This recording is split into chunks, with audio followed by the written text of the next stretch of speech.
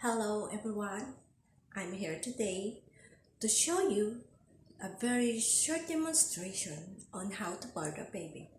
So to help me this demonstration, I have a baby doll. So let's go! Remember that the reason you birth your baby is to release gas. This is the air that the baby may have taken in.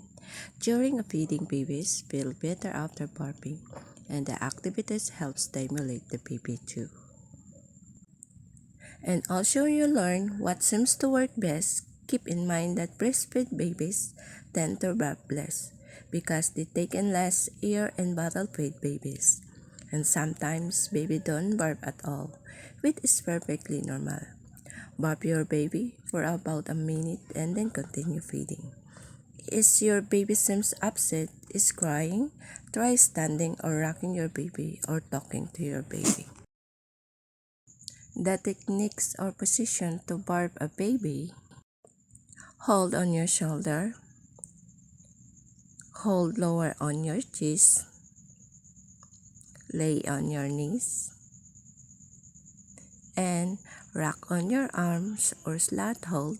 This is the technique that I make today. Before to start, make sure wash hands first. So for the technique, I just wanted to show you on how to birth a baby. I like this technique a lot because for starter, you want to keep a baby nice and swaddled. Now, I'm gonna place a baby here on my forearm.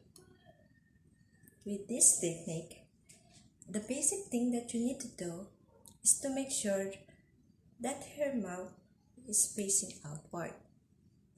When you pat, you want to make sure you're not doing a tiny little pat, but a good pat. And you can also rub baby's back and keep patting.